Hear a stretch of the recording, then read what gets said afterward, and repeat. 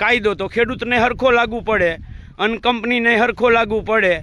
અત્યારે અદાણી કંપની દ્વારા 765 kVની જે વીજ લાઈન નાખવામાં આવે છે એમાં 2 દિવસ પહેલાં એણે જે ખાડા કર્યા એ ખાડાઓની જગ્યાએ અત્યારે બીજી જગ્યાએ ખાડાનું કામ ચાલુ કર્યું છે।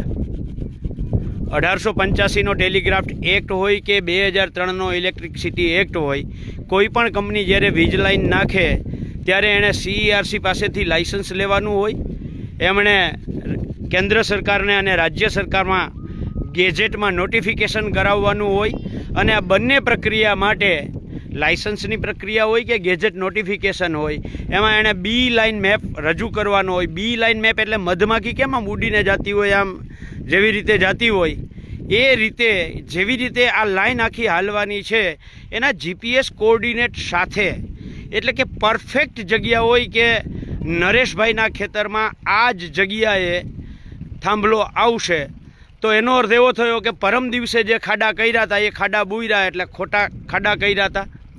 પરમ દિવસે એમણે જ્યારે પોલીસ પ્રશાસન, SDM, પ્રાંત અધિકારી અને એમને જે માહિતી આપી હતી એ ખોટી માહિતી આપી હતી। આજે અમારી ગુજરાત કિસાન સંઘર્ષ સમિતિની બહુ સ્પષ્ટ માંગ છે કે જો પરમ દિવસે પ્રશાસનને, પોલીસને આ કંપનીએ ગેરમાર્ગે દોર્યા હોય તો પહેલાં એમની સામે કાયદેસરની કાર્યવાહી કરવામાં આવે। કાયદો તો ખેડૂતને હરખો લાગુ પડે અને કંપનીને હરખો લાગુ પડે।